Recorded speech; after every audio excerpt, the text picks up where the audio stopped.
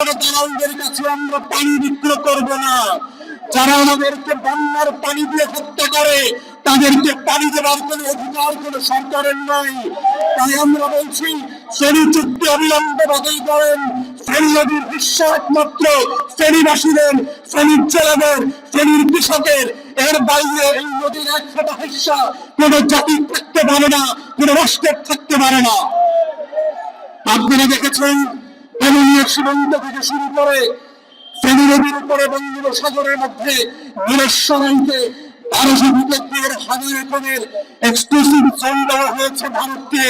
আমরা জানতে পেরেছি বিভিন্ন সূত্রে এই জোনের ভিতরে ভারত ব্যবসা করে না, এখানে তারা গোপন ষড়যন্ত্রের আখড়া বসিয়েছে।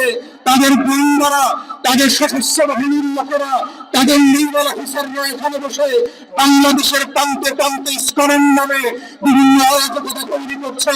তাই আমরা অন্তর্বর্তীকালীন সরকারকে বলছি, এই বেলুনিয়া সীমান্ত বাংলাদেশের অংশ, এই নীলেশ্বরের 1500 একর শিল্পাঞ্চল বাংলাদেশের অংশ।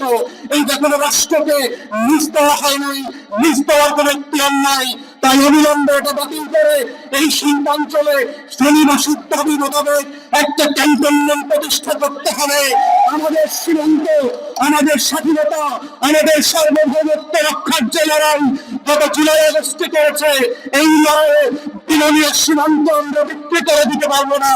আমরা 2000 একর শিল্পাঞ্চলের নামে দিল্লির গোলামী দাসত্বের কাছে মাথা নত করে দিতে পারবো না।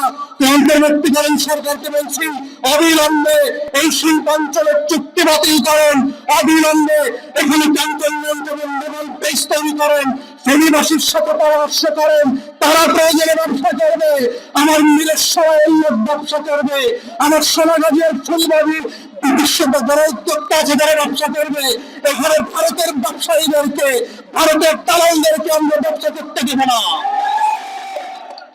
আমরা বহুদিন থেকে দেখেছি ফেনীর অনেক উন্নয়ন কর্মকাণ্ড বিরোধী কিভাবে দিল্লির দশরা, দিল্লির যারা দাসত্ব করতে প্রস্তুত তারা ঠেকিয়ে দিয়েছে। ঢাকা থেকে ফেনীর ট্রেন লাইন স্থাপন করতে দিচ্ছে না, ফেনীর সাথে বড় বড় রাস্তা করতে দিচ্ছে না, ব্রিজ কালভার্ট করতে দিচ্ছে না। আমার দেশের ভিতরে ফেনীর প্রত্যেকটা মাটিতে ইঞ্চিতে বাংলাদেশের স্বার্থ রক্ষা করে ট্রেন লাইন করবো, বাসের লাইন করবো, ব্রিজ করবো, টাইমার করবো। এটা আমার দেশ, আমার বাপের দেশ, এটা ফেনীবাসীর দেশ। দিল্লির কাছে ফেনীর সীমান্ত দরজা দেওয়া হয় নাই। তারা যারা ভোট করছেন আমাদের উন্নয়ন কর্মকাণ্ড করবার জন্য দিল্লির অনুমতি নিয়ে করতে হবে, তাদেরকে হুঁশিয়ার করছি, আপনাদের বেগম লক্ষণ সেন পালিয়ে গেছে। বেগম লক্ষণ সেনের বংশধররা আর বাংলাদেশে ফিরে আসবে না।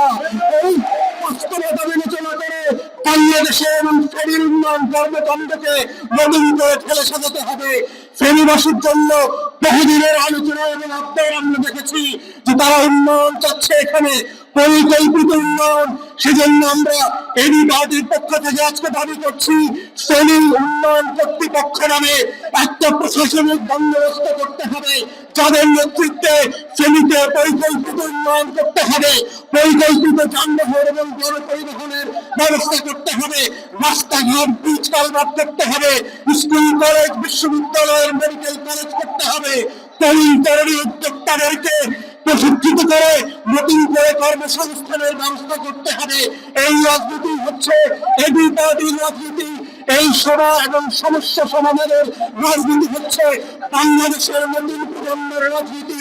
এটাই হচ্ছে শ্রমিকের কল্যাণ রাষ্ট্রের জেলা করবার রাজনীতি। এটাই হচ্ছে বাংলাদেশকে নতুন করে ঘুরে দাঁড়াবার রাজনীতি। সেই রূপান্তরের রাজনীতিতে আপনাদের অংশগ্রহণের আহ্বান জানিয়ে আমার বক্তব্য এখানে শেষ করছি। সবাই দর্শক চত্বরে চলে আসবেন। আপনাদেরকে বলতে চাই, শুধু বাংলাদেশের শহরগুলো আর কলেজগুলোতে না, প্রান্তে প্রান্তে দেখেন। আপনারা যেদিন চত্বরে আসার দুঃসাহস করবেন, সেই দিন বাংলাদেশের হাজার হাজার বৃদ্ধরা আবার তৃণমূল হয়ে করে আসবে।